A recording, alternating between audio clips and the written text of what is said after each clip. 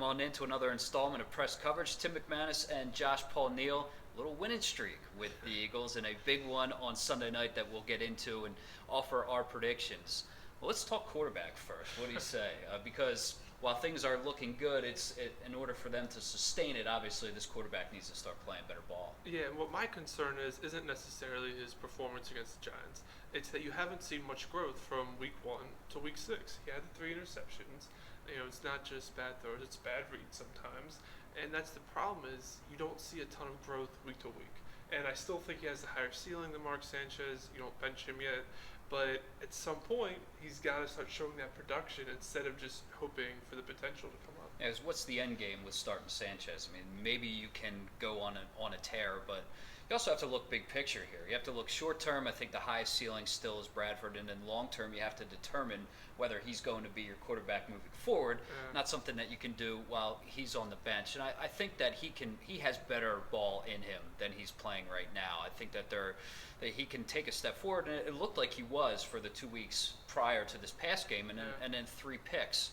I mean, so we still need to see it out of this guy before certainly the Eagles are going to determine if they want to move forward with him long term. But let's talk about the short term, a short week on the road against an undefeated Panthers team.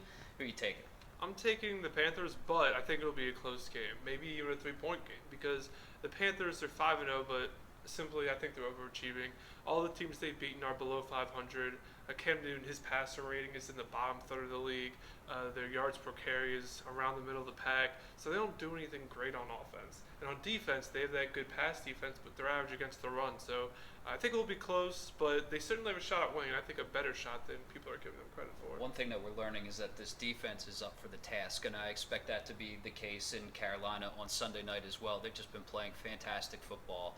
That continued last week. I mean, to be able to just give up that one touchdown and then go dominant the rest of the way was so impressive. But the other side, they continue to turn the ball over, and going up against this Panthers unit, I'm not convinced that that's going to get solved. So I'm going to pick a narrow Panthers win just because the Eagles coming off that emotional one and on a short week on the road. This is a tough spot. I'm not saying they can't do it. I think they certainly can pull out the win, but I'll side ever so slightly with the Panthers. Josh Paul Neal, Tim McManus. We'll check you next time right here on Birds 24/7.